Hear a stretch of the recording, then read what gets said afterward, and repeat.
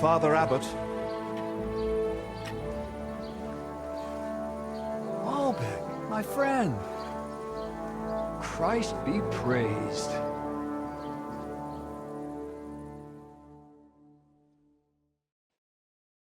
Greetings, Master Albec. I heard you returned from Padua, but truth be told, I didn't expect you. So tell me, what brings you to my doorstep? Worthy Father, I thank you for the welcome. I've come to ask a favor, but... Drop the formality, my friend. We've known each other a long time. Very well. I simply need an audience with King Sigismund. It's about his brother's health. You can surely request an audience. I could, but I'd hoped your influence might help make it happen. Oh, I think you overestimate my influence. In any case, you can gain access to Sigismund's court on your own. We both know how. That matter still hasn't been settled, Albec. The king cares about it. Actually... Forgive me. These are grave matters concerning His Royal Majesty. Can we speak privately somewhere? I'd like that, but I'm afraid things are rather complicated right now. Well, what's going on, my friend? You seem a little uneasy. I am. There are 3 seriously ill patients in the infirmary, gravely ill, and I fear the worst. The Black Death? Sadly, we can't rule it out. And I say that as someone who's lived through one outbreak already, and survived.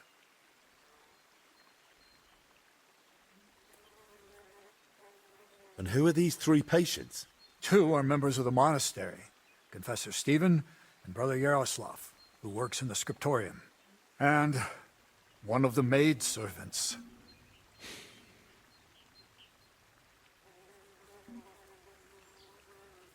That doesn't make any sense. How could all 3 of them get infected? When the plague strikes full force, it's swift. That's not what I meant. You said yourself one of the sick is a maid. As far as I know, women aren't allowed in the cloister. True. So how could she have caught it along with 2 monks? That, alas, I don't know. Where would it have come from? The monastery is isolated. Few are allowed inside the cloisters. Before King Sigismund decided to stay here, we took in many folk fleeing his army. We gave those poor souls food, shelter. Some of them washed in clean water for the first time in weeks. And in poverty, hunger, and filth, all sorts of illnesses thrive. On top of that, there's construction going on inside the church. There are all sorts of craftsmen and laborers in the monastic courtyard. Well, does it look like the plague? You think I'd be alarmed over nothing? Forgive me, Father. What are we going to do, Albec? We'll go and see to the sick, of course. Then there'll be no reason we can't speak to the abbot in private about our matter. Very well. Thank you, Albec, for volunteering. I wouldn't have dared ask it of you. No need to thank me. I'm a physician. And there are people here in need of help. Not only those in the infirmary. If we can rule out plague, that may put your mind at ease too. That's what I'm praying for. And of course, I'm open to discussing that matter of ours later on. I'll have a room prepared for you right in the infirmary. Brother Benedict, one of our novices, is there, and will tell you all you need to know. Thank you. But I'd like to ask one small favor. I've been here many times before, but Henry's here for the first time. Would one of the brothers be able to show him the monastery? I'd rather he not get lost like I did all those years ago. Of course. If you'd like, Henry, just ask Brother Petramil. I just spoke with him before you arrived. He'll show you around and gladly answer any questions. Thank you, Father. Very well. We've talked long enough. Let's get to work. Will you come with me to the infirmary, Henry?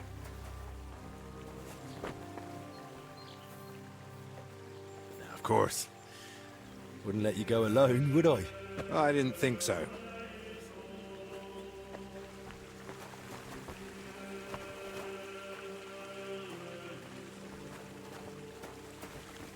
Tell me, Henry, didn't the abbot seem anxious to you?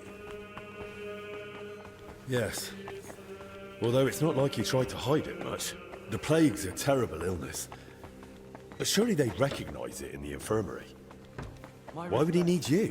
Well, the thing is, the monastery isn't in great shape. Not that you'd notice right away.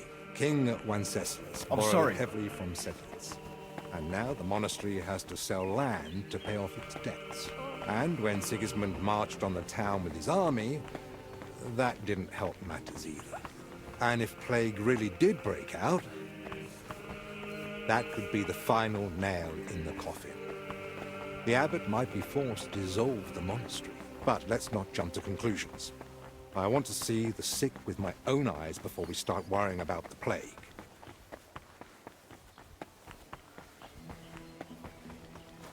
Oh, I struck you first, and that should have ended the duel, but no, you just had to have... So, this is the confessor. What do you make of it, Henry?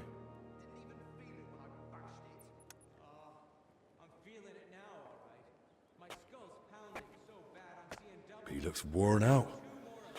Doesn't even notice us. Whatever's wrong with him is clearly taking a toll. Exactly. At his age, any illness hits far harder than it would a young and healthy man. Well, the good news, I suppose, is that he's not in agony. Pain's part of life, but no one deserves to suffer too much.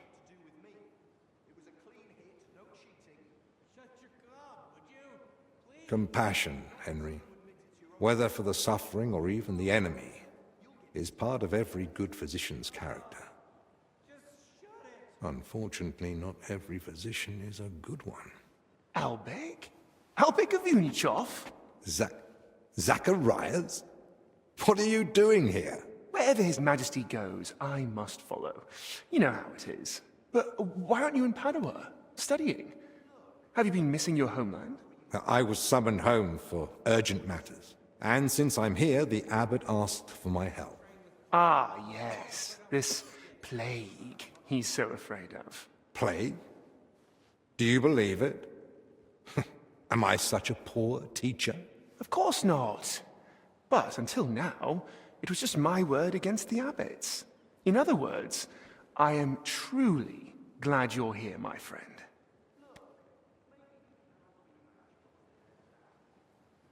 Henry, allow me to introduce Master Zacharias of Prchatsitz. He once studied under me, but became a trusted friend, and eventually the personal physician of King Sigismund. You flatter me, Albek. The road to that post was a good deal more torturous than you make it sound. And you are...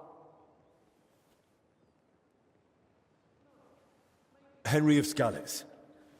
I'm here at the command of Sir Peter of Pisek, serving as Albek's aide. The Lord of Sukdol wouldn't even have let me come here without a proper escort. And I'm the one who's supposed to be stubborn. Quit complaining. You might find an aide like him more useful than you think. Anyway, this here is Dinesh. He didn't come entirely of his own will either, but he's proven a reliable man. Dinesh Latskvi, gentlemen. Well then, now we all know each other, shall we finally return to the matter of the patients?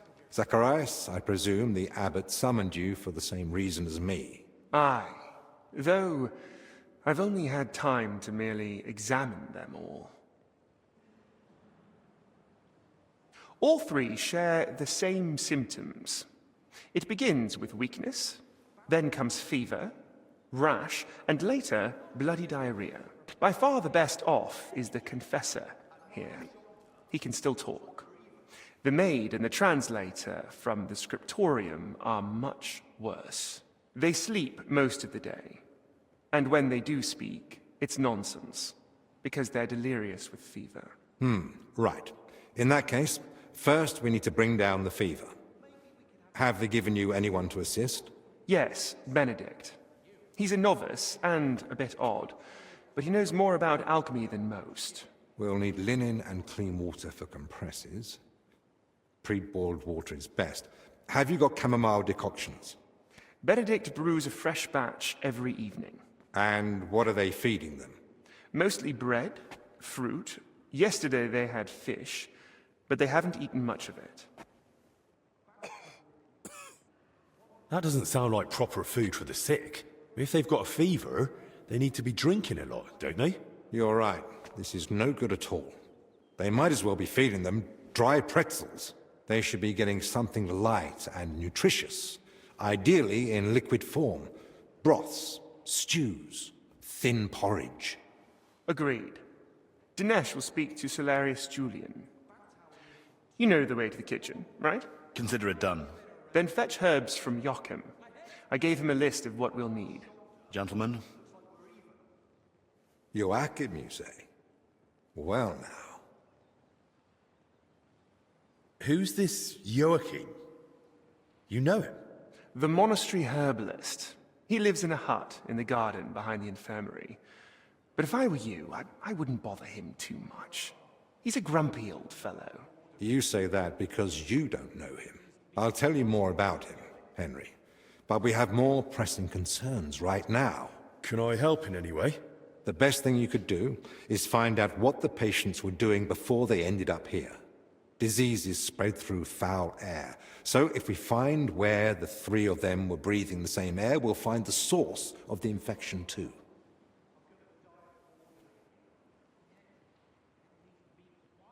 Who should I start with? If I were you, I'd start with the confessor. He's the only one still lucid enough to speak. Better hurry. He might take a turn for the worse any moment. Who should I ask about the maid? As far as I know, her name's Blezhna. She gets her work assignments from Steward Zdenek. So I'd go and speak to him. And apparently, she's got a friend here. She might know something too. Try and find her. Who might know the monk who was translating in the scriptorium? Everything to do with books is handled by the librarian. His name's Crispin. He likes the sound of his own voice, but if you're patient, he might tell you what our patient was working on. Can I help with anything else? No, that's more than enough now. Once you've found something, come back. Maybe we'll have figured out more by then.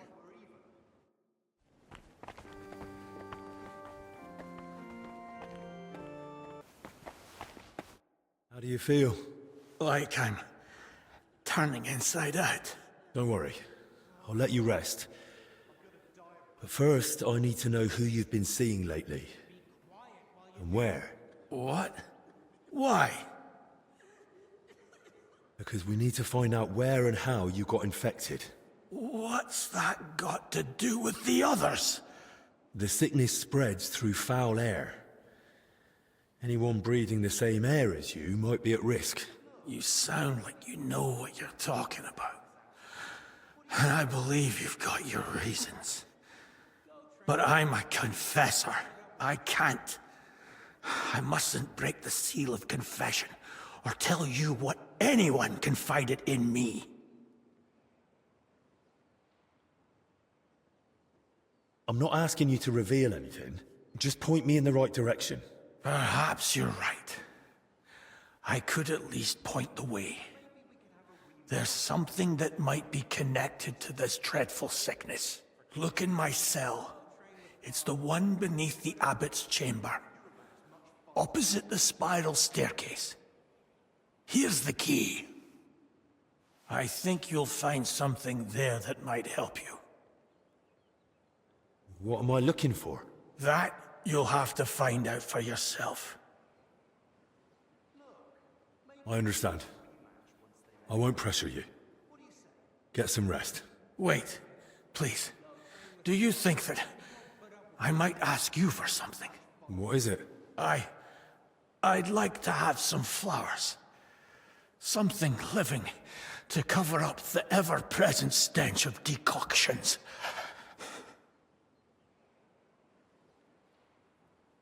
What would you want flowers for? You'd be better off brewing a fever remedy from them. Do I need a reason? I just like them. Their color, their fragrance. That's what I miss the most here. I'll see what's growing nearby and bring you some. It'll brighten the place up a bit at least. Thank you, lad. Oh, I'm gonna die of boredom in here. At least be quiet while you do it.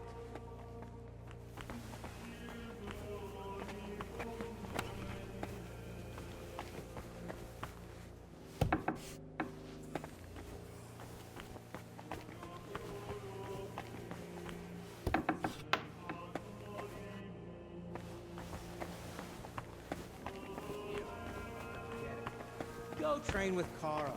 He won't put up with your shit. You're about as... Young man, could we borrow you for a moment? What's going on here? It's about Slavek not knowing when to stop. Shut it, Yeshek! And you, young lord, what's your name? I'm Henry, and I'm no lord. All right then, Henry. Do you think you could settle this for us? We were having a training duel.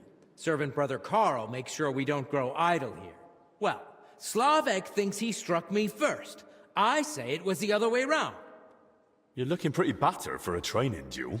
Yeah, once we get going, it's no laughing matter. We've both got a bit of a temper. Either way, the fight should have ended the moment I hit you. If it had been a sharp blade, you'd be dead. Bullocks.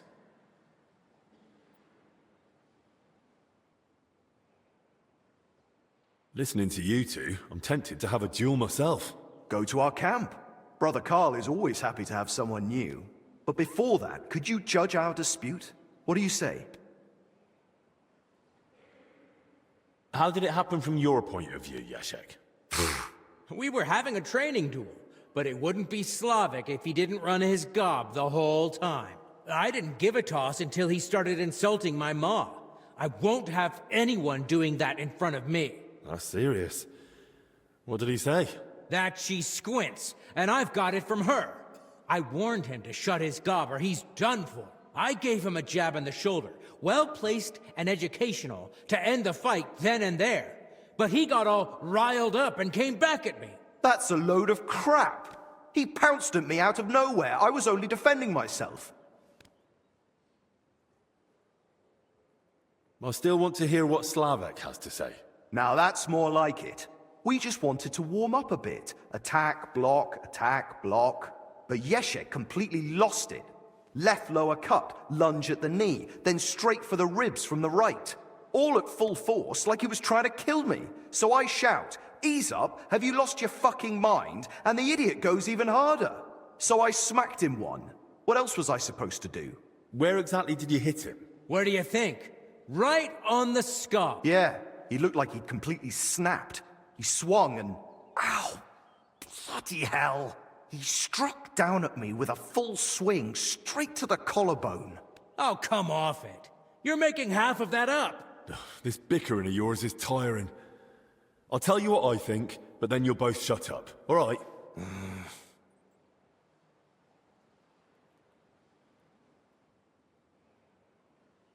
Doesn't matter who struck first. It was a training fight. Oh, it hurt like a real one. Yeah, I'll have a scar across half my head because of it. If either of you knew a master strike, you might have come off a bit better. Or at least one of you would have. Master strike? Your armed brethren probably call it a Meisterhau. You deflect an attack and strike your opponent in one move. Oh, don't give us that. Nothing beats a good solid smack in the teeth. My thoughts exactly. We could still have a bout, though, eh, Yeshek? Once they let us out. I'm still pissed at you over the last one. Oh, come on. I didn't mean that stuff about your ma. I've never even seen her. And anyway, I'm glad I ended up in the infirmary with you. What more do we need? Yeah, no Ludolf breathing down our necks day in, day out. Who's Ludolf? Our commander. Tough, strict, but fair. He's the only real knight among us, really.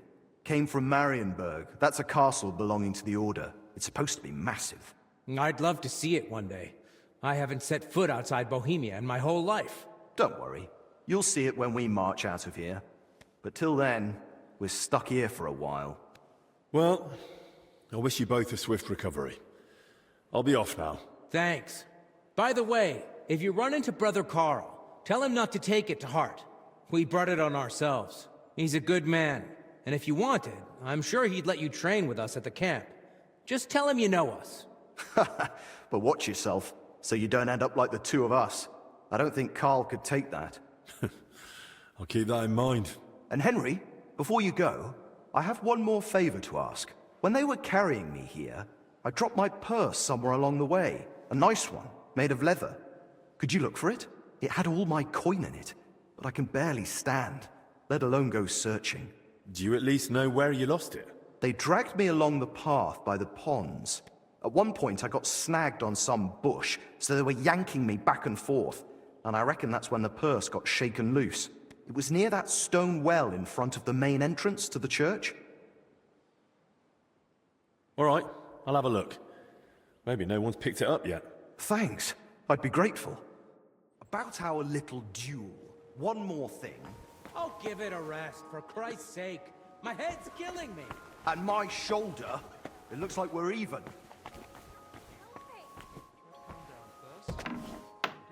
Hurts? Down here, under my belly, it's like someone stabbed me with a red-hot poker. I see. It sounds like an ordinary, woman's matter.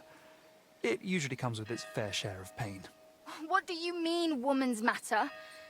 This is different. Trust me, I can tell. In that case, I don't know.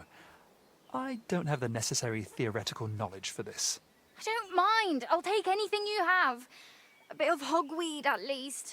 Or a leech to suck the bad stuff out. The pain you describe likely can't be treated with medicine. Maybe repentance will help? Forgive me, I have other duties to attend to. Great. Now what am I going to do? Is there anything I can help you with, good wife? Who are you calling good wife? The name's Maddie. And no, only a Sawbones can help me. Or the Reaper, maybe. Then it's your lucky day. Because I'm a bit of both. Tell me what's bothering you, Maddie. Well, it hurts like hell. Here, below my belly. It feels like a couple of hounds fighting over a piece of bacon. And the Holy Brother over there won't help. Says it's a woman's issue. Only I'm regular as a Vesper's bell. This is something else. That's a vivid description. How long has it been hurting? Well, it started the day before yesterday, and it's only gotten worse since then. And I've tried everything. Calamus, yarrow. I even prayed to Saint Benedict and rubbed garlic on my stomach. I even tried hanging from a ladder upside down so it could pass through me. All for nothing. And I almost bashed my head getting down. What were you doing before it started hurting? Working like a dog I was. Who said I wasn't? Zdeněk? All right, so I sat down on the stairs, just for a little while. My legs were killing me. Besides, those stairs were bloody hard. And ice cold too. It's a wonder I didn't freeze in place. All right, enough. I get it. All right. I'll try to help you somehow. If you sat on cold steps for a while, you might have caught cold from below. Whatever it is, I just want it to stop hurting. Sakura. Let them rinse me out with holy water for all I care. Or at least tie a knot in my guts, or I swear they are gonna come spilling out. Wait here. I'll stop by the infirmary. I'm sure they'll give me something to help you. God bless you. Not many folks would make the effort. Poor Maddie, who died of a bellyache. Well, that's just embarrassing. It happens. Just watch where you're going next time.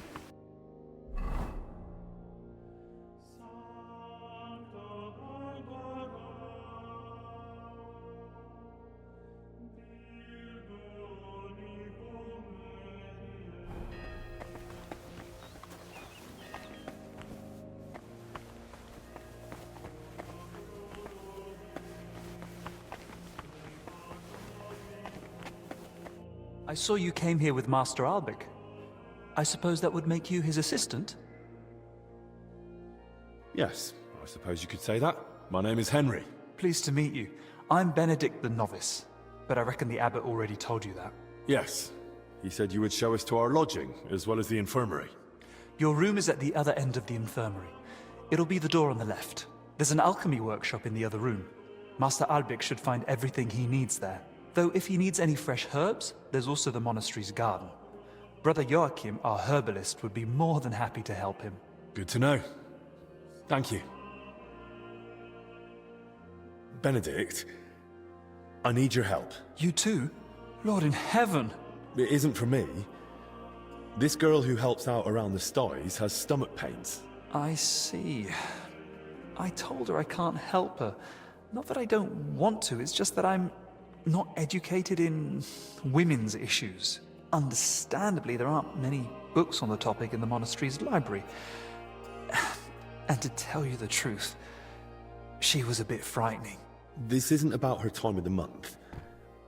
She says it hurts when nature calls. That can affect men just as well as women. Perhaps, but I still truly don't know how to help. Maybe Master Albic would know, or you can try the monastery's library. Thanks, brother.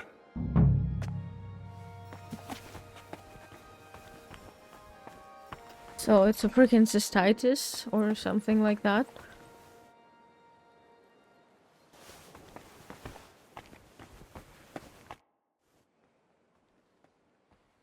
Master, I need your advice.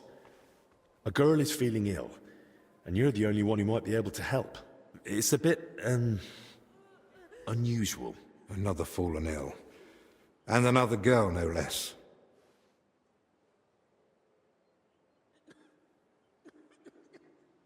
She's not infected. Her belly hurts. That is, below her belly. She says it comes from below. What, exactly? The pain, I mean. Unless she's the best liar I've seen, she says it burns like hell. Yes, but are we talking about ulcers, fistulas, swelling of the lower intestine, or perhaps inflammation of the uterus? She said it started after she'd been sitting on some cold steps. Cold steps, you say? I wonder. Of course!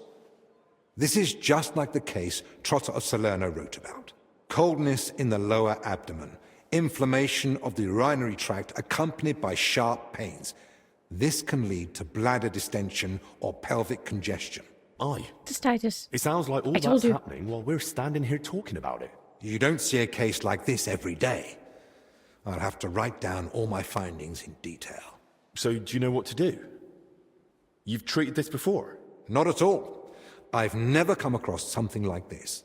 Most women sort out their problems with the help of herb women, whispering into the water and brewing potions according to the stars. Usually, they only come and see a studied physician when it's already too late. Well, she went to see Benedict, but he seemed even more flustered than she was. I'm not surprised. Only a handful of physicians have read De Curis Mulierum, even though it has so much knowledge to offer. So how can I help Maddie? The poor girl is suffering like a wounded animal. Of course. This calls for a concoction with soothing and diuretic effects. Here's the recipe. Brew it with care. She should feel relief almost immediately, but I've heard it may cause delirium and facial twitching. Like I said, I haven't tried it myself. All right. Thank you. You mentioned you know the herbalist, Joachim. Don't think we're old friends or something of the like. We met once during my last visit to the monastery before my journey to Padua. When Zacharias mentioned him, I was glad to hear Joachim was still alive. He's growing a bit long in the tooth, you see. So, you don't really know each other? It's mainly my friend, Oswald Torvald, that knows him. He's the one that told me about Joachim originally. They've known each other for years, and though Joachim lacks a formal education, Oswald still learned much from him. They write to each other frequently, and he visited Joachim several times. But his work won't allow him to anymore. I see. So what's this Joachim like? He prefers to focus on his work rather than engage in conversation. Though when he does let someone get close, he can be friendly. And if you need help, he rarely hesitates to lend a hand. Since we're spending time together, why don't you tell me more about yourself? Sigismund Albig of Unichov, Doctor of Medicine of the Prague University and Doctor of Law of the Padua University. Personal physician and advisor to His Royal Highness King Wenceslas in matters of law and personal affairs alike. Though if you're interested in the specifics of my career, I'd recommend asking someone more knowledgeable who can appreciate the complexity of my journey from a bachelor's degree in the liberal arts to the royal court.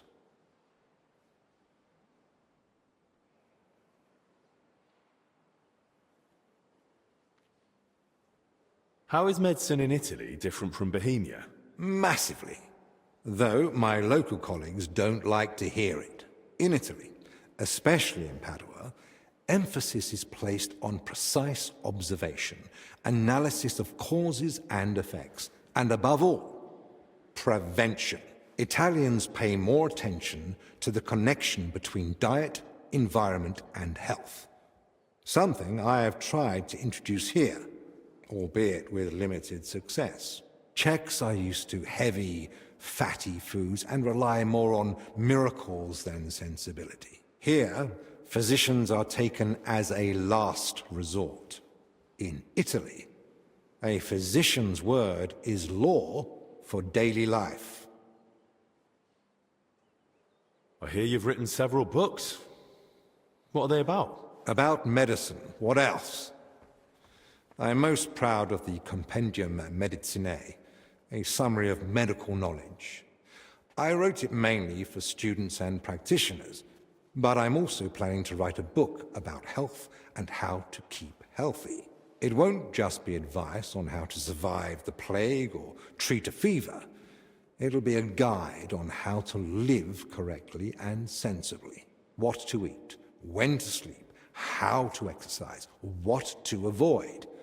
I believe that health is not a coincidence, but the result of a sensible lifestyle. Those who know and follow these rules won't need to visit the physician as often, which may be an unpleasant truth to some of my colleagues. How did you come to treat King Wenceslas? My talents and abilities speak for themselves. Not long ago, when I returned to Prague from Padua, word quickly got out that a capable physician had arrived. People started coming to me with all sorts of troubles. Then one day, the royal carriage stopped in front of my home. We rushed to Perglitz, where I found Wenceslas moaning in pain while his alchemists bathed him in various oils. Which I reckon wasn't of much help. Not in the slightest. But the treatment turned out to be quite simple. A diet. And its effects were near miraculous. Wenceslas has held me in close regard ever since. He soon learned I was learned in law as well, so I became his personal advisor. A few years ago, I was given a title for my services, as well as the particle of Unichov. As you can see, when you have the reputation of the best physician in the kingdom and knowledge of medicine and law alike, people seek you out on their own.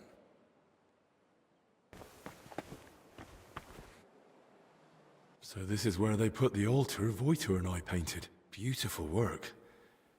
I'm sure people won't forget the name Wojtur anytime soon. Wow. Indeed. Hello.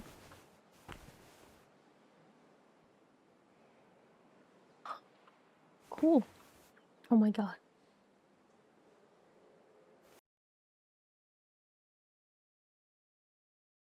Valerian and nettle. We can get it easily here. Oof, I started to worry that I'll need some special ingredients.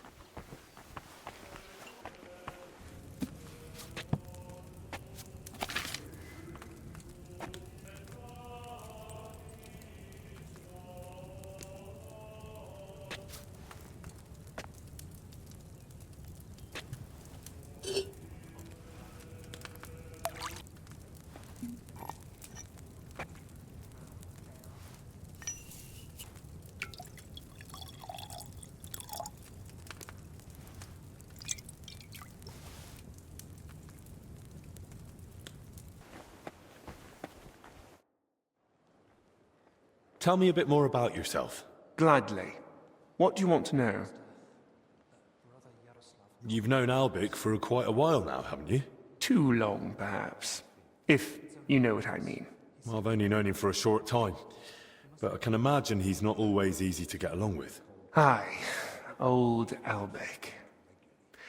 Don't take me wrong. The man's a real fount of knowledge. I feel like there's a but coming. What's more, he's always had the gift that whatever he does, he makes it look easy. It was only when I tried something myself, under his guidance, that I realized how many mistakes could be made. You should have heard the earful he gave me. When the rat-eye captain, Bernard, gave me my first sword fighting lesson, it ended up similar. He beat me like a dog. Is that so? But that must have been a long time ago, eh?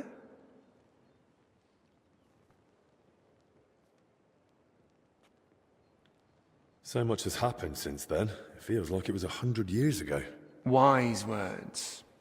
These past years have been much too eventful for my liking.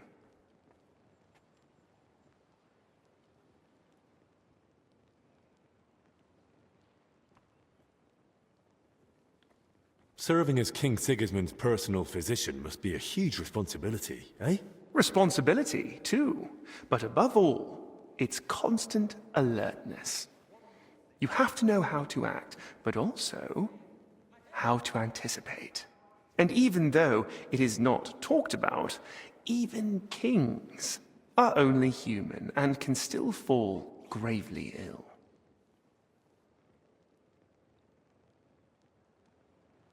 Is King Sigismund ill? If he was, I surely wouldn't be discussing it with you. Nonetheless, there's no need to worry. His Highness is in good health. And if anything were to change, I'm never far away. What do you mean? A few years back, someone tried to poison the king. They mixed it into his cup of wine. And he drank it? Thankfully, I noticed the odd color and sediment at the bottom.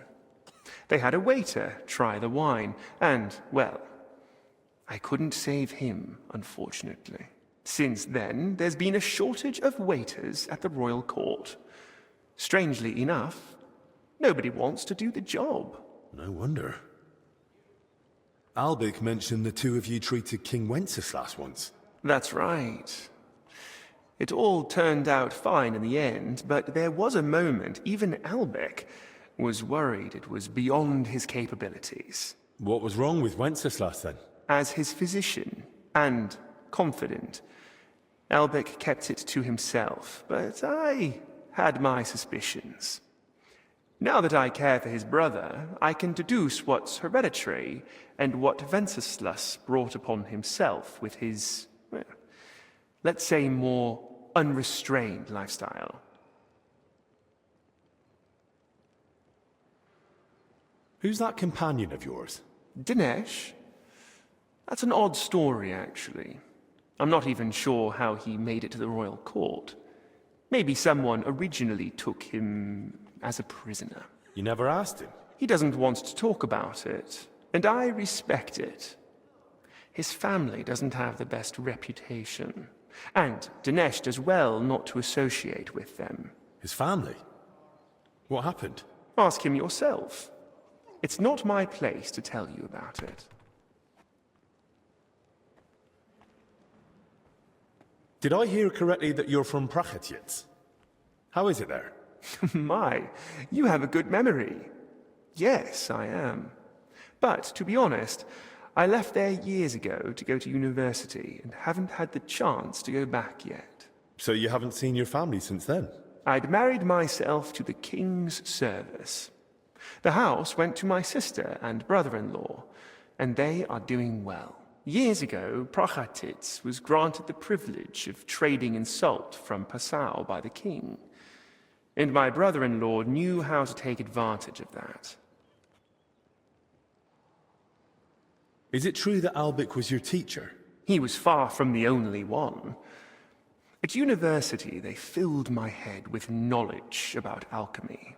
the origin and use of substances, often accompanied by a dose of philosophy. But it was only with Albec that I understood what practice entails. These years spent with books didn't prepare me for it in the slightest.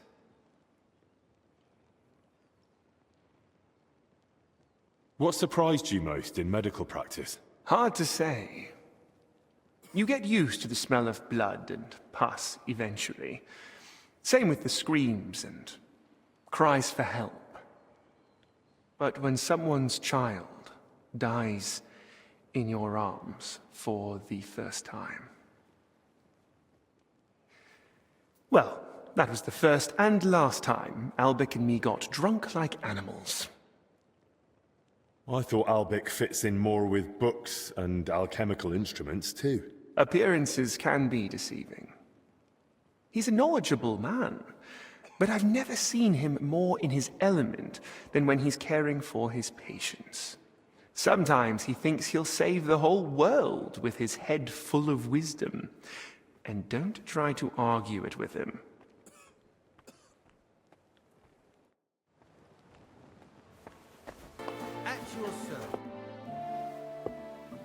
About that medicine.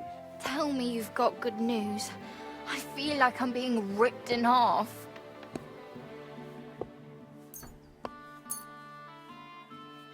Here. If it's as strong as it smells, you'll be back in fine fettle in no time.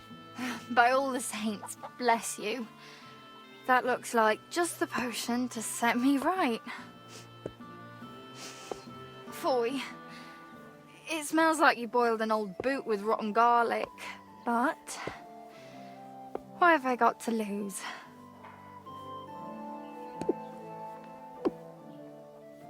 Hang on. It's really settling down. Does it still hurt? Not much. Kind of like a farmhand's pain. This is lovely. Lad, you saved my life. If there were more men like you, there'd be less crying girls in the world. That was a close call. Good day.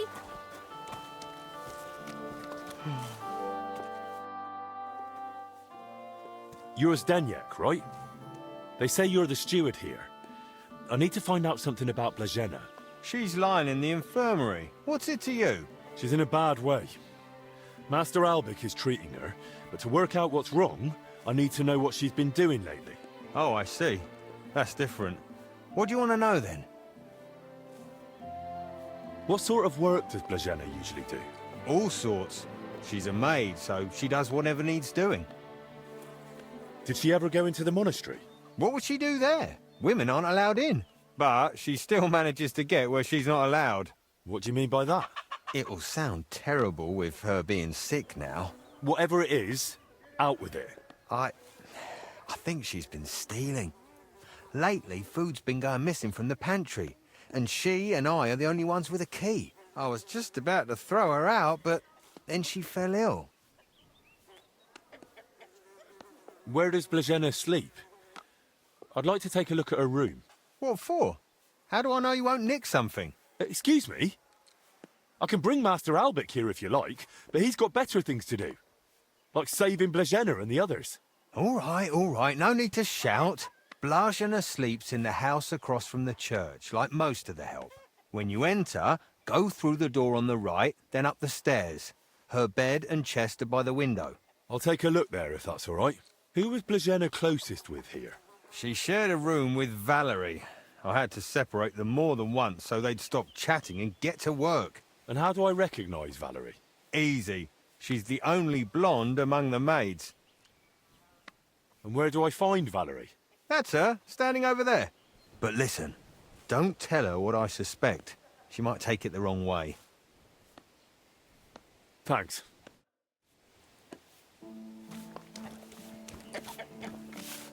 Greetings, sir. What would you like? I need to find something out about Blažena. And they say you know her better than anyone. Well, we share a room. But we're not that close, really. Why? I'm helping the physician treating her, and anything I find out could help. I spoke to the steward, but he wasn't very helpful. Zdeněk? I don't know. I doubt I'll tell you anything he hasn't already. What is it? Why are you suddenly on edge? When Blazena fell ill, I was there. I sleep right next to her. What if I caught it too? Don't pretend. You were calm until I said your steward sent me. Shh! Quiet! What is it? I'll tell you something, but not in front of him. If he heard, he'd skin me alive.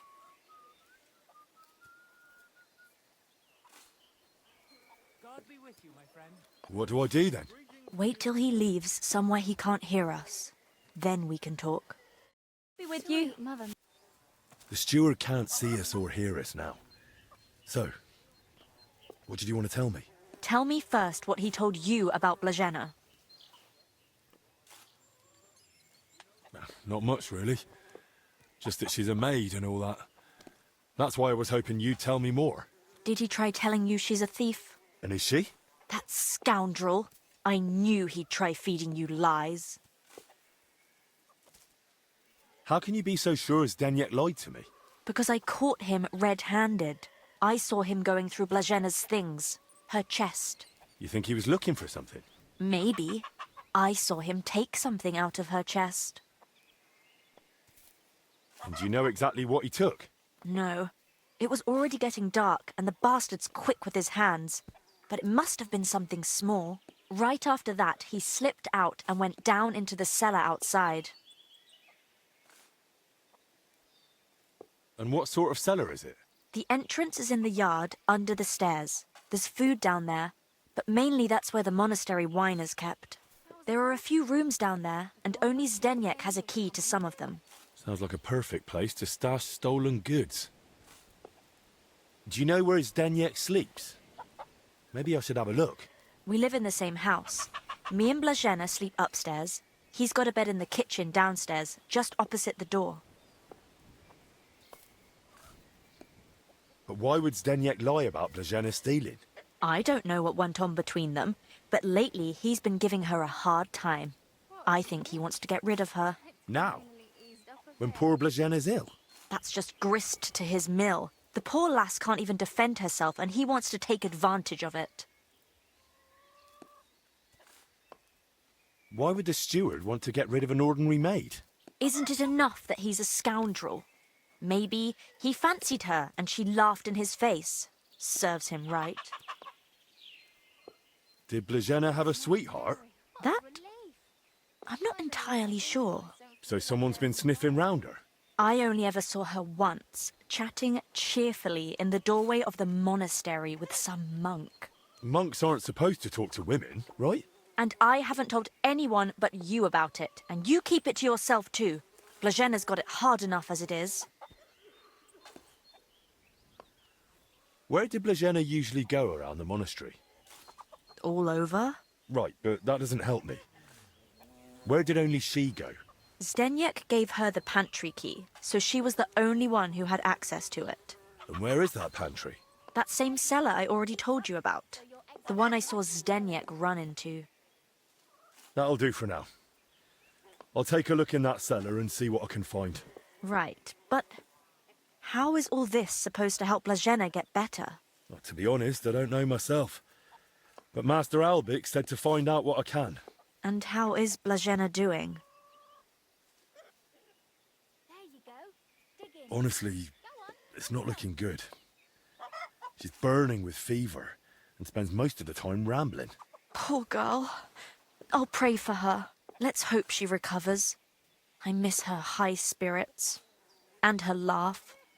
Without her, it's so horribly quiet here. Farewell, my friend.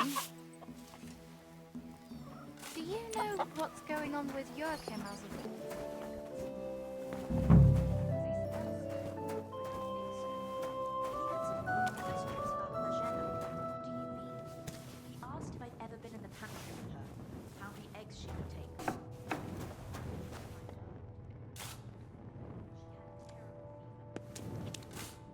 Why is there wine spilled everywhere?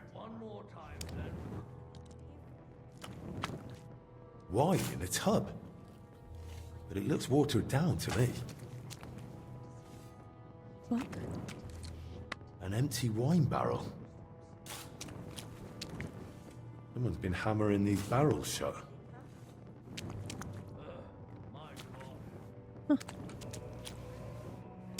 Water. That would explain why the wine's such a pale color. It must be seriously watered down.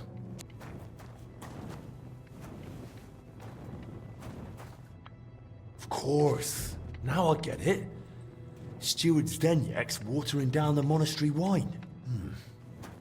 If the abbot found out about this, he'd throw him out.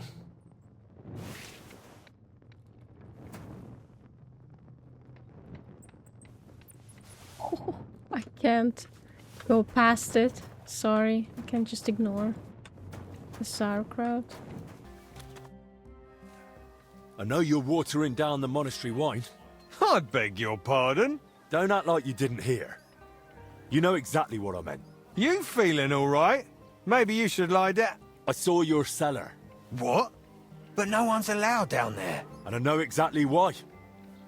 Now we're gonna have a little chat. All right. But not here. Come with me, if anyone heard you.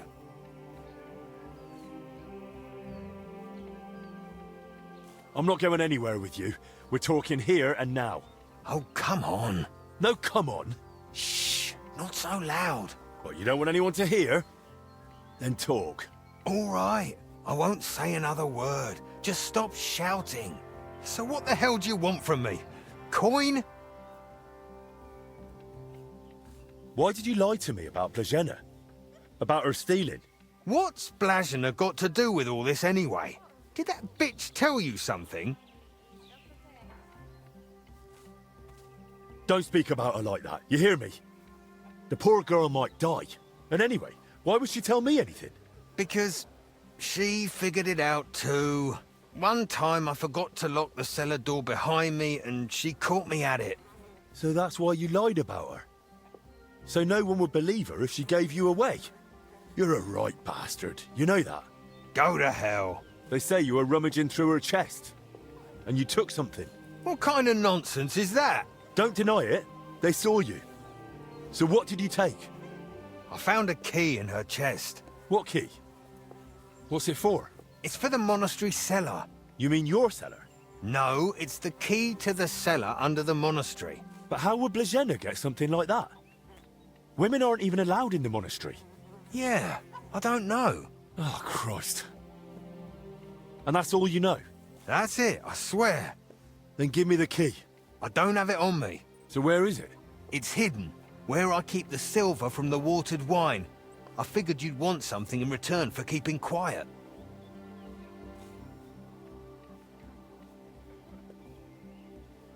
Keep the silver. I just want the key. Really? Then it seems we have a deal. Come with me.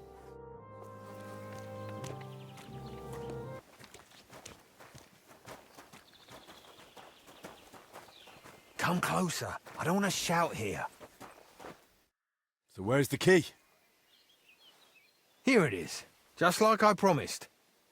Wait! Promise me you won't tell the abbot about the wine. He'd have me hanged, or kicked out if I'm lucky. But if I stay here at the monastery, I could be useful to you. How useful? As the steward, I can get all sorts. Lockpicks and other handy things. Fine. I'll keep it to myself. But now clear off.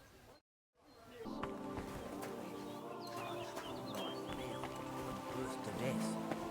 And the church is supposed to set an example. Well, what else are we supposed to do? Pray for better times? Better generous benefactors? Brother Petramil? Yes, and you are? My name's Henry. I'm accompanying Albic of Unichov. The abbot said you'd show me around the monastery. Of course. The monastery grounds are extensive, and I'm glad you're open to advice on getting around. Would you like to go now? Yes, please. I'm talking about. Our monastery was the first Cistercian monastery in Bohemia, and is thus the mother of all our order's monasteries in these lands.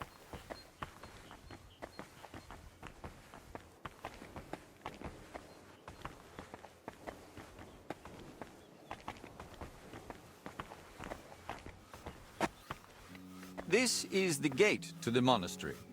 Within the monastery grounds, you'll find the workers' dwellings, farm buildings, and fish ponds. And on the far side of the monastery, we've got an orchard and gardens. I saw quite a few knights here. Do they live here? Those are brothers of the Teutonic Order. The abbot offered them lodging while they're gathering resources in Kuttenberg for their next campaign. How long are they supposed to stay? No one knows. But it doesn't look like they're in any great hurry.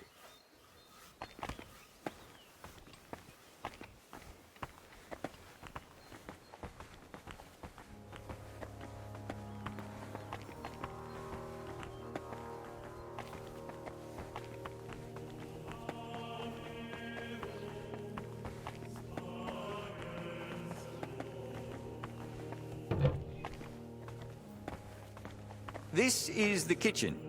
From here, Salarius Julian oversees the state of the monastery stores and the meals for the brothers. Good to know where to come if I get hungry. Yes. But please, try not to speak with the other brothers too much. Why not? Have they taken a vow of silence? The rule of Saint Benedict encourages the cultivation of silence. The brothers shouldn't be chatting idly, but rather turning their minds to work and to God. What if I need something? In case of need, of course you may speak to them. But for ordinary tasks and objects, we've developed our own gestures. You don't need to learn them, though. As a guest, you won't need access to such things. Let's continue the tour. Please, follow me.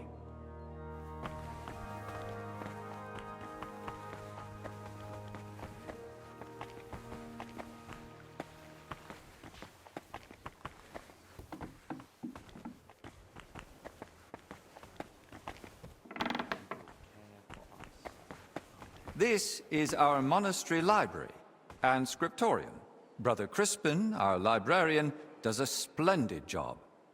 Our collection may not be the largest, but it's exceptionally colorful. What's your scriptorium working on?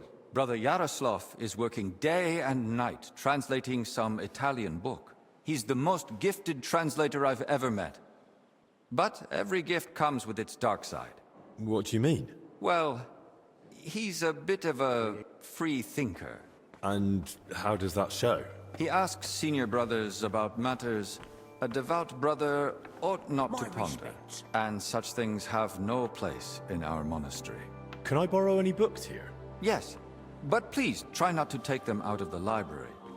We already have trouble with brothers not returning them. I think I myself might have a forgotten volume or two in my cell. Can I help with that? That's up to Brother Crispin. But it's true he's overburdened and sorely short of time. Try asking him.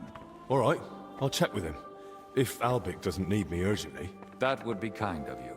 So, let's move on. At your service, sir. From birth to death. And the church is... This is the chapter hall. Here, Abbot Jan receives important visitors and pilgrims. You mean like when Sigismund came? Of course. That was the most important visit, and duty of recent years. Have you had any other such visitors recently? The king brought his closest attendants. Even his physician, whom the abbot, I believe, also asked for help. 2 royal physicians in one place? That's quite the coincidence. Indeed. That's why I'm also curious why your master has come. I'd like to know that too. But that's far above my station. I understand. Sometimes it's best not to know, just to act. Let's continue the tour. Please, follow me.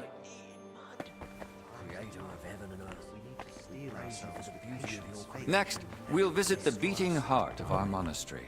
Please, ignore the ongoing work. You're always welcome here, noble sir.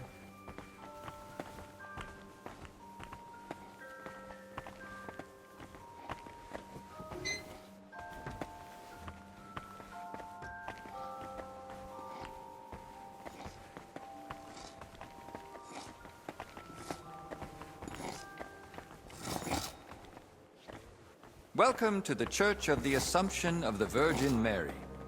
It's the pride of our monastery and the dominant landmark of the region. What's with the hole in the floor? Yes. That's one of the hazards of ongoing repairs.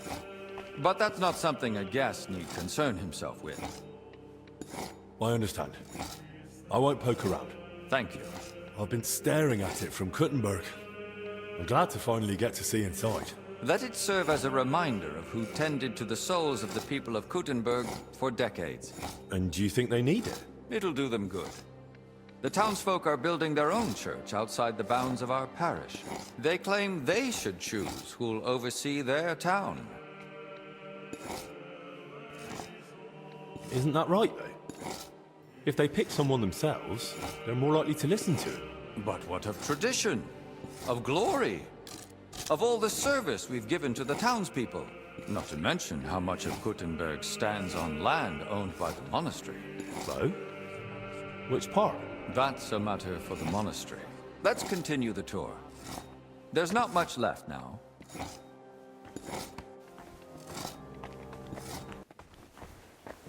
Did you notice the cemetery by the monastery when you arrived? Hard not to. It's enormous. Yes. For a long time now, people have traveled even from far and wide to bury their loved ones here. Why here, of all places? Over a century ago, Abbot Heidenreich went on a pilgrimage to the Holy Land and brought back soil from Christ's tomb. Since then, people have come here in great numbers. After the plague and the wars of recent years, their numbers have only grown. We recently built the ossuary to have a place to lay the dead. These cells are reserved for brothers who hold an official position in the monastery. And which cell is yours? If you come through the garden gate, it's the first cell on the right. But I spend most of the day making rounds around the monastery, or assisting the abbot, who has his office above us. Where does that gate lead? To the garden surrounding the monastery. We'd prefer you didn't go there too much. That part of the garden lies beneath the wing occupied by His Majesty. Why are they here, specifically? The abbot's study is upstairs, so we can be close at hand. Should we move on? Please, this way. Next, I'll show you the abbot's chapel. Won't the abbot mind? Apparently not. The Right Reverend instructed me to give you as thorough a tour of the monastery as possible, including the chapel. He said ignorance mustn't hinder your ability to assist your master.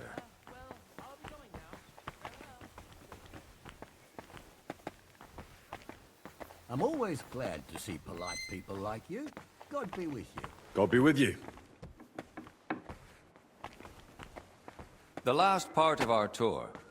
This chapel is where the abbot himself prays. The painting above the altar shows Archangel Michael weighing souls on a scale. We see sinners cast to hellish beasts and pious souls rising to the gates of heaven. But if I buy indulgences, I can avoid hell, right? For lesser sins, yes. Remember, indulgences only lighten your soul and shorten your time in purgatory. But no matter how much you give to the church, indulgences won't save you from mortal sin. I'll now take you to Master Albic in the infirmary. Please follow me.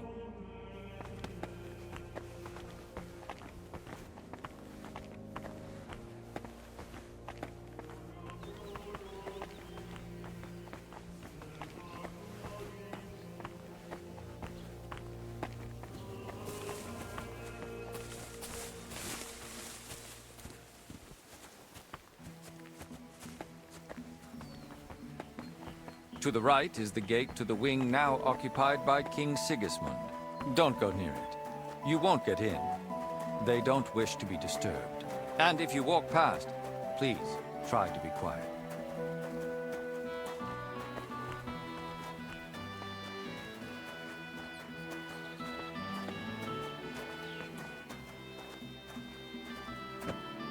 And here's the infirmary, where you'll find Master Albic. Anything else you'd like to ask? Are there any other interesting places you haven't shown me? What exactly are you helping Master Albic with? while mainly accompanying him and trying to learn as much as I can along the way. In that case, I'd recommend having a closer look at the cathedral. The master glaziers are repairing a window. Their craft might interest you. Are there places I'm not allowed? Aside from the wing occupied by King Sigismund, the abbot has granted you access to the whole monastery. But again, I ask you, only speak to the brothers when absolutely necessary. I'd say I know everything I need. I'll go and check what Master Albic needs. Good luck. And God be with you. And with you.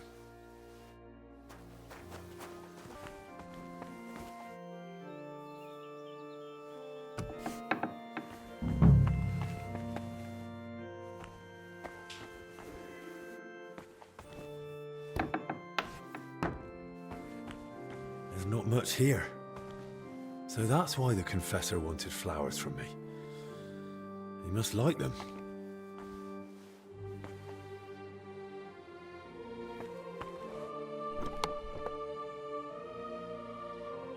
Where the hell did the confessor get so many valuables?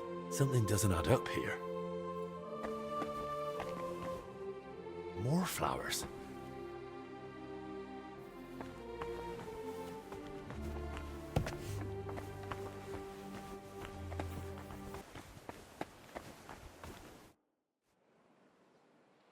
Your brother Crispin, right?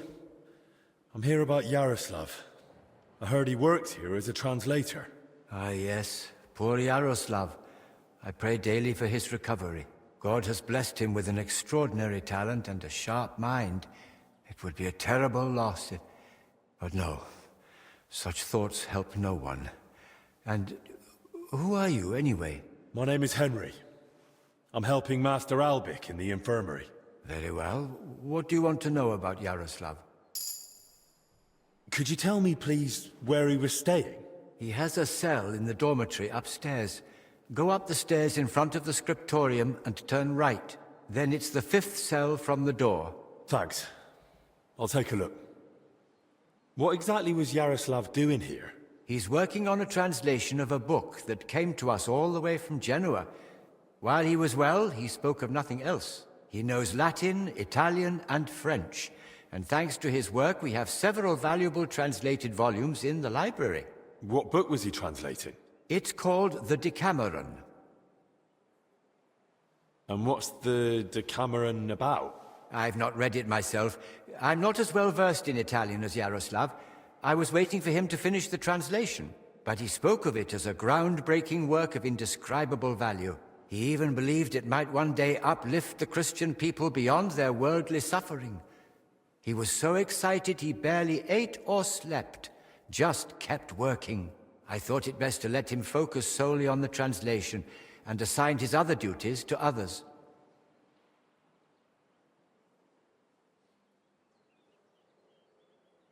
Where did Yaroslav work? Here in the scriptorium, of course. You'll find his usual place right by the entrance. But be careful, he's got something unfinished there. He's spent so much time on it that it must be nearly done by now. It'd be a shame to ruin it just before completion. Well, it might still take a while. I looked through the book and it's almost empty. Nonsense. Yaroslav's been working on it for weeks. I thought I'd have to start supplying ink by the bucket for him. He's probably got the rest of the pages tucked away somewhere. Well, if you say so. Who here knew Yaroslav best? Most likely Brother Celestine. He helps with copying books too, though he doesn't have nearly the same talent. Celestine, you say? I should speak to him. Thanks. That's all I needed. Till we meet again.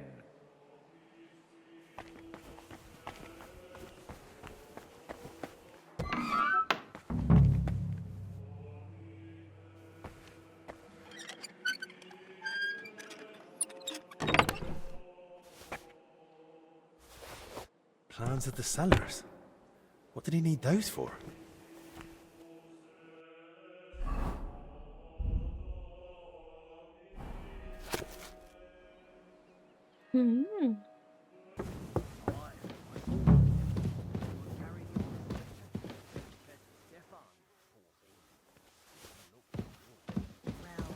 hasn't looked good in quite a while. He's getting long in the tooth after all. That's a lot of coin. Suspiciously much for a common maid.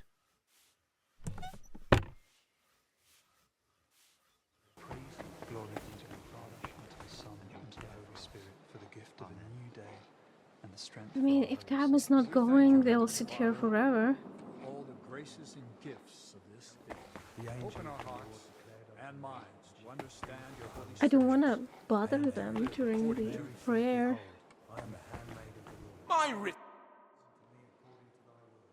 Okay. What do you know about Brother Yaroslav?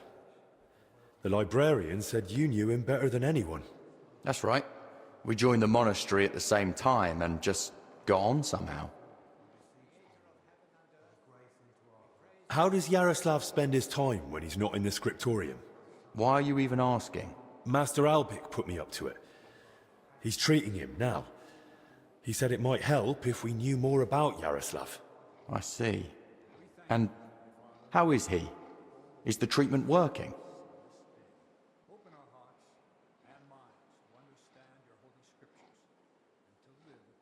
It's not looking good so far. He's still delirious. Barely reacts even when someone speaks to him. God have mercy. If you tell me what you know about him, it might help him. What did you want to know?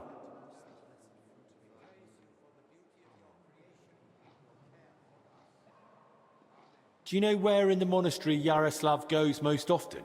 He's in the scriptorium nearly all the time. He hardly strays from his beloved lectern. Yaroslav is completely immersed in his books. He's currently translating a new one from Italian. It's called the Decameron. He often stays in the scriptorium late into the night because of it.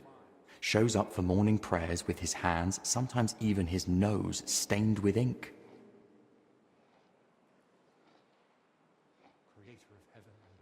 Really?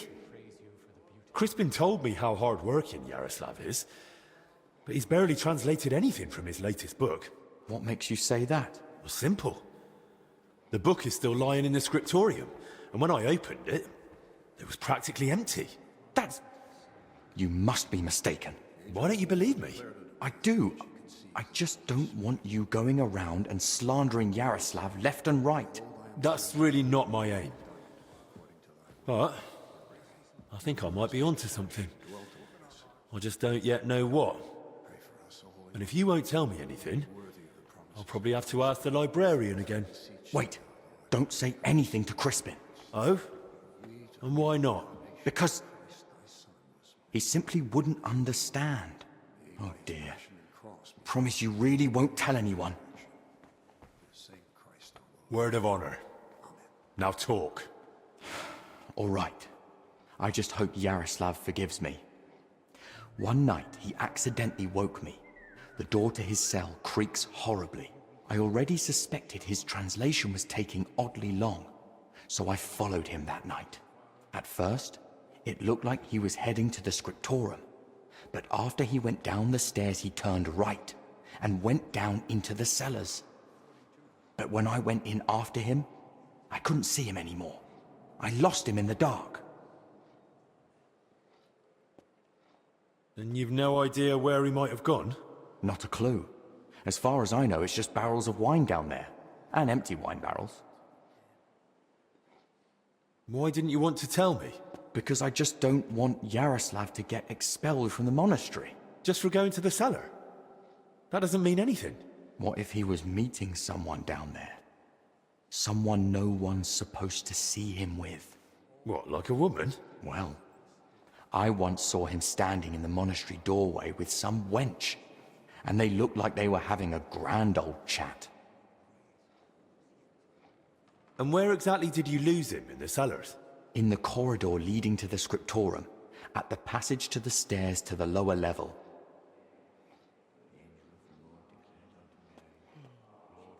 There's just one more thing I'd like to know. Has Yaroslav spoken to Brother Stephen recently? About confession, maybe? I don't think so. Yaroslav doesn't neglect prayer or fasting, but he only rarely resorts to confession.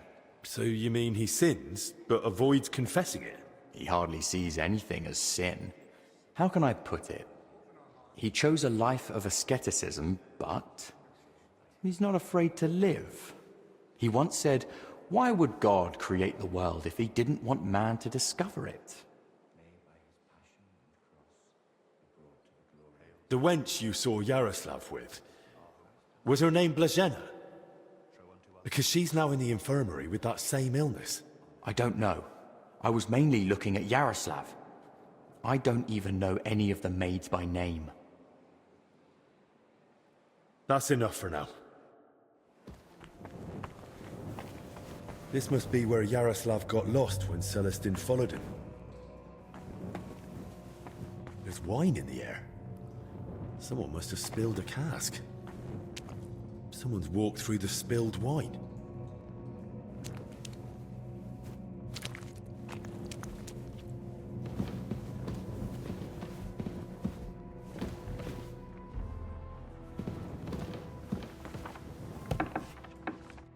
What the? Hey! How did you get in here? And who are you?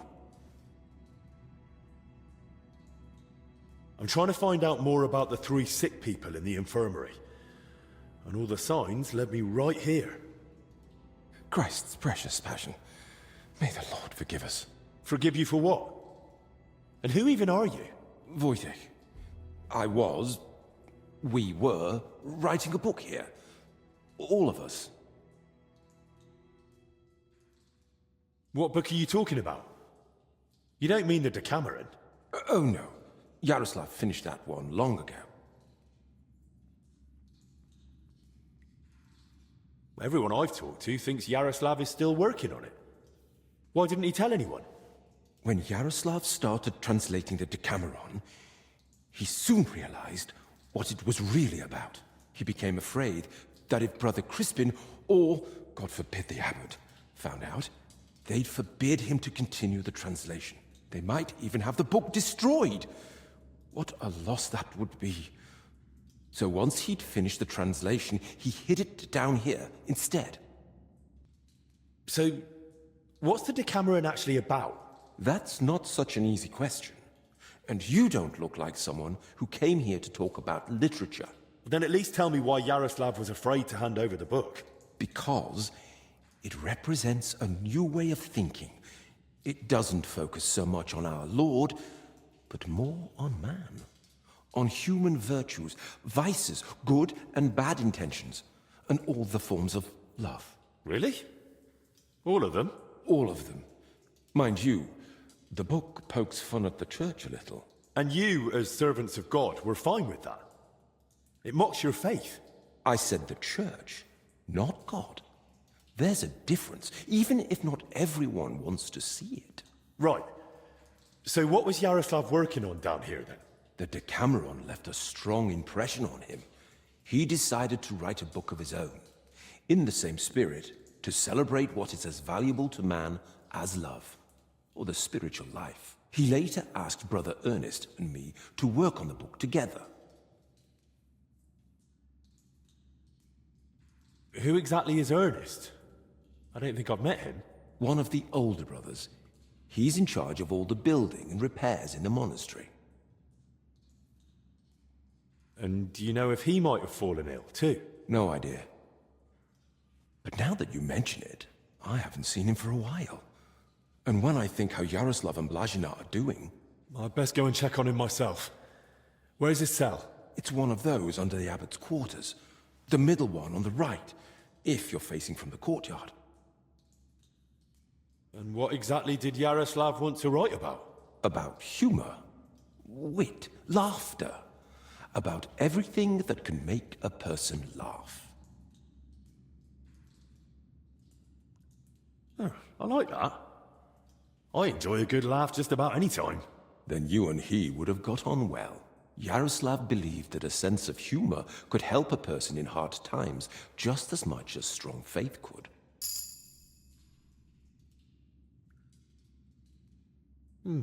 There's something to that. Who knows how I'd have ended up if I hadn't been able to laugh at myself from time to time. Just like Yaroslav said, laughter and humor are gifts from our Lord, among the mightiest. But the brothers probably wouldn't see it that way. That's why we met and worked in secret. Sometimes we'd write all night. Other times we'd get into heated debates. And sometimes we just tried to outdo each other with witty sayings. So, basically you were sitting down here telling jokes all night? Among other things. But mostly we were working. Go on then. Tell me one of the jokes you came up with. Now? All right then. All right. Here's one. Do you know why monks lie down in the meadow among the sheep? Because they're waiting for the good shepherd.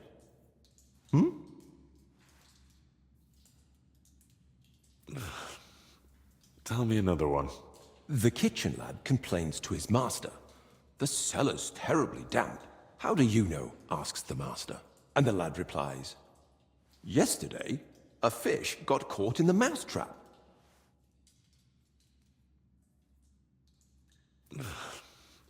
Tell me another one. 5 clergymen meet, and they've nothing to tell each other. Because they all turned up. Tell me another one. Why doesn't the monastery's rooster crow? Because he's taken a vow of silence too.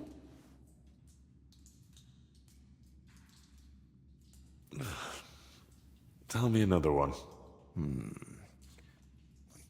What were the last words of St. Lawrence when Emperor Valerian had him roasted alive on a grate?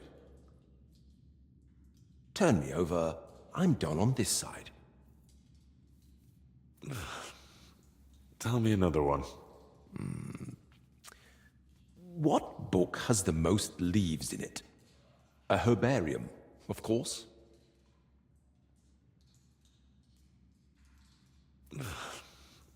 Tell me another one. The brothers are praying when suddenly the candle goes out. The novice gasps, "It's a sign." The older brother says, "Yes, that someone's breathing too hard."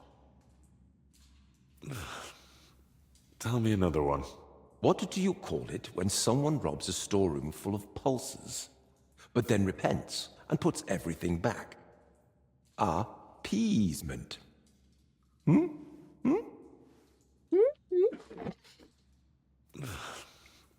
Tell me another one. A knight goes to confession and tells the priest, "I feel a great weight on me that won't let me sleep at night." The priest replies, "Have you tried taking off your armor before going to bed?" Tell me another one. So I went to see the apothecary, but I didn't like him at all. He was totally apathetic.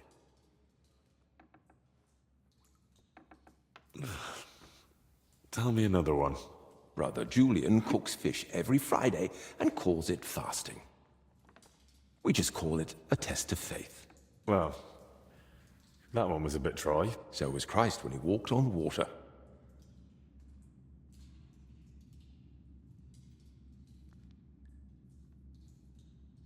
I don't even want to anymore. But tell me one more.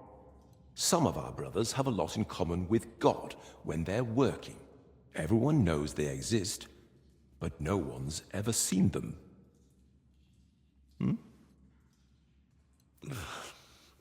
Tell me another one. How does an astrologer flag down a wagon? No idea. By his sign. There must be the end of them. Tell me another one. Oh, hell yeah. I think I'm out of jokes. Oh, shame. I was hoping to hear a few more. Sadly. But once Yaroslav gets better, we're bound to come up with more. Who helped write your book? Me, obviously Yaroslav, and Brother Ernest, and also Blazina. And what was Blazina doing here? She's a maid. She probably can't write. And women aren't allowed in the monastery, are they? I didn't get it at first either. Why Yaroslav brought her here. If anyone had found out, the abbot would have thrown us all out. But I soon understood. Humor isn't just for the educated or wealthy, let alone just for men. Laughter belongs to everyone. How could we grasp its breadth with just our limited experience? So, this isn't about any sin? Blazhenna's just... funny? More than that. Her laughter, sense of humor, her knack for knowing when to make a joke. It's a true gift from God. What about the elder confessor, Stephen? Was he never part of this? He's got nothing to do with it. He doesn't know a thing, unless someone slipped up during confession. And how are you feeling, anyway? Are you all right? Yes, at least for now. No symptoms? Weakness, rash, fever, anything? Nothing like that, I swear. If you start feeling bad, report to the infirmary at once. Understood? Of course. How long have you been meeting here? Since the start of summer. So at least 30 days? Roughly. I don't remember exactly. Sorry. I've heard enough. I'll go and check on Ernest now. Wait. What about me? What's going to happen to me? I told you, if you're not feeling well, go to the infirmary. Albic will take care of you. Don't worry. I meant our book. Please, don't tell the abbot about it. We weren't doing anything wrong, but if he found out, he'd throw us out. Why would I tell him? He didn't do anything wrong here. Thank you, and may God protect you.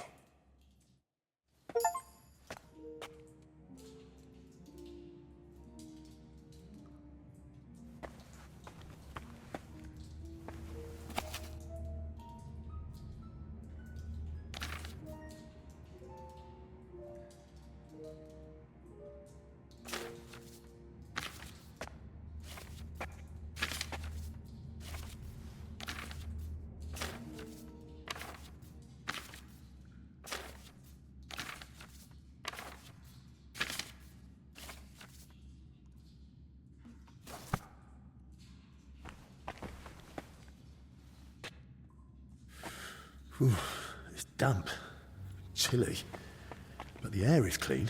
If the disease really spreads through foul air, then they must have caught it somewhere else. Loads of written parchments. They really must have been meeting here for a long time.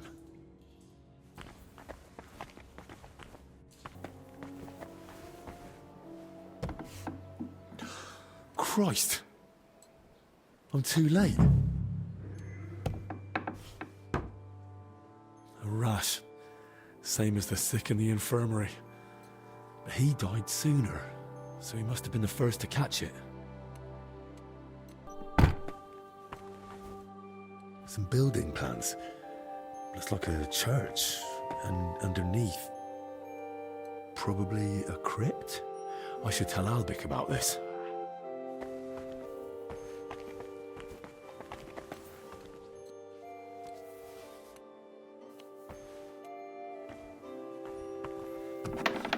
I'm always glad to see polite people like you. God be with you. Greetings, Master Guard. Ignore me.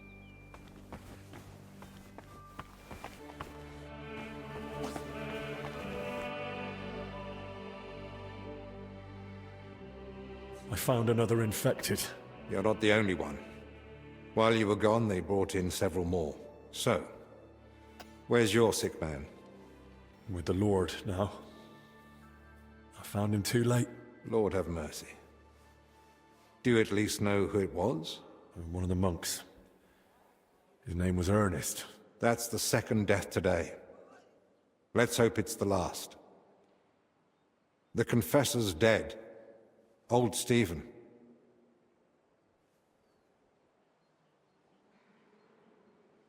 Don't blame yourself.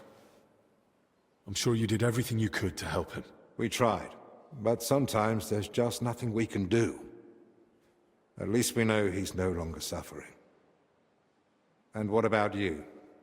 Did you find out anything about the others who are sick? Do they have anything in common?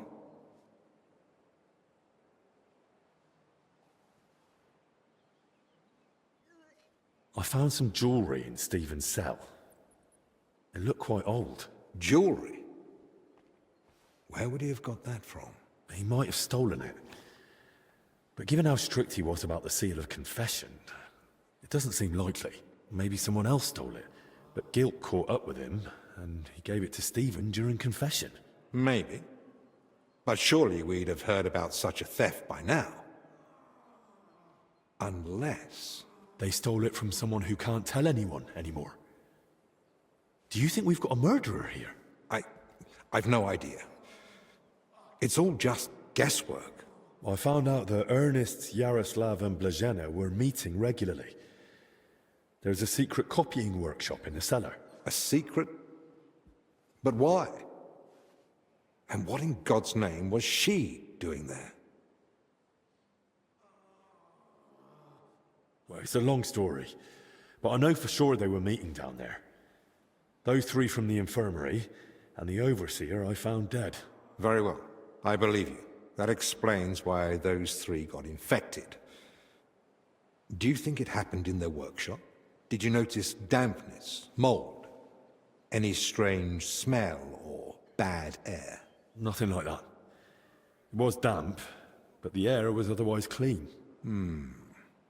In that case, someone must have brought the illness to them. But who? Probably Ernest.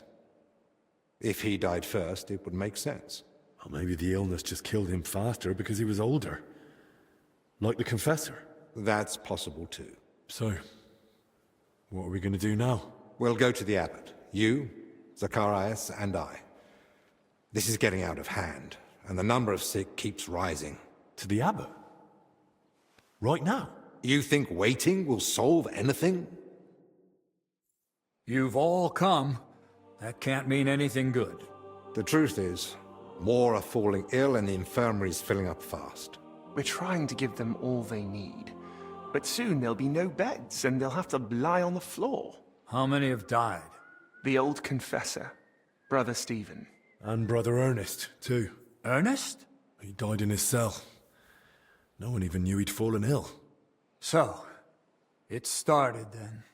Ernest wasn't treated. Even mild illness can be deadly without care. And Stephen's age didn't help either.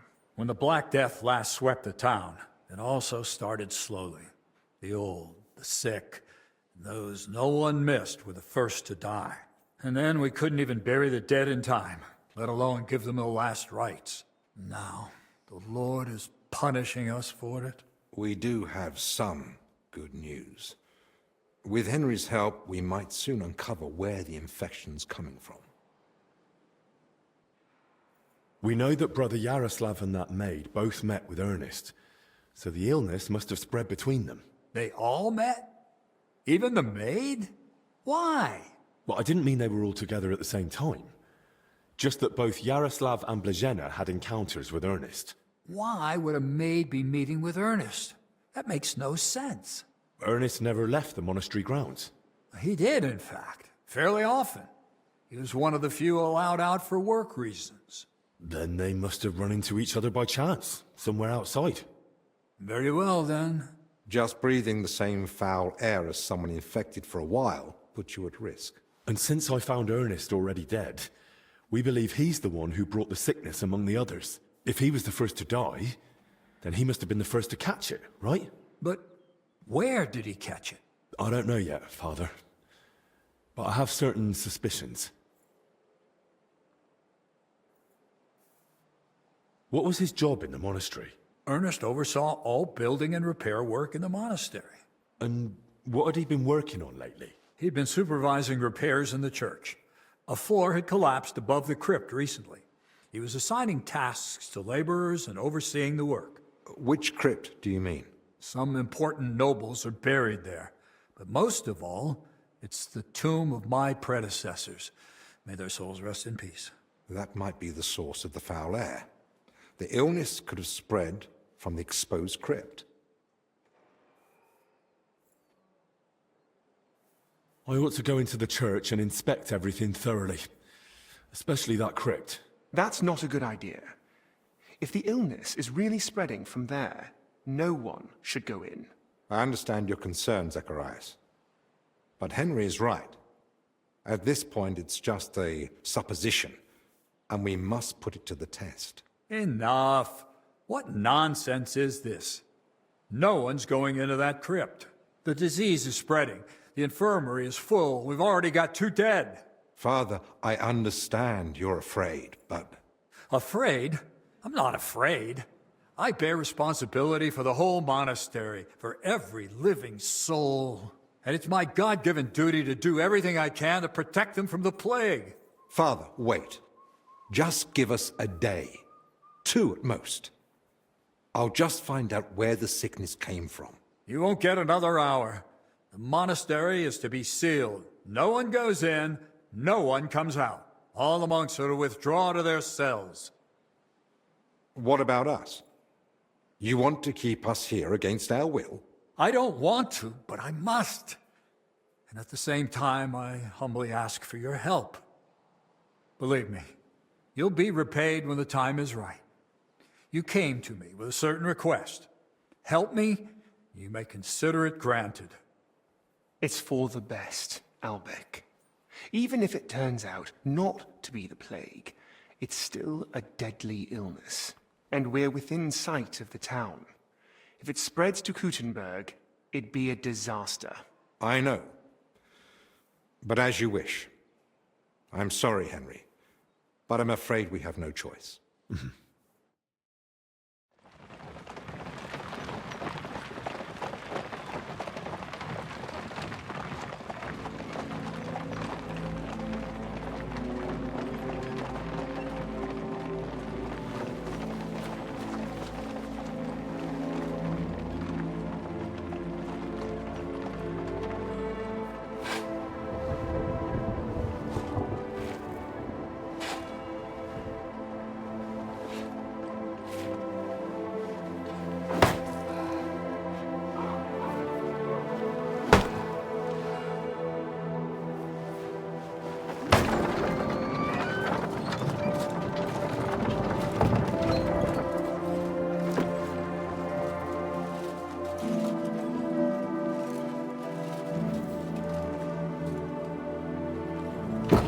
Tibi Domine, fratrum nostrum, militer commendamus, ut quem in hac vita mortali, immenso semper es prosecutus amore, nunc manis omnibus liberatum, en requiem in gredi iubias sempiternam. Tuam ergo clementium deprecamur, ut via prima iam transierunt, illum in paradisum tum begnine perducas, ubi neque luctus, neque clamor, neque dolor erit ultra. Sed pax et gaudium, Filio tuo et Spiritus Sancto in saecula saeculorum. Amen.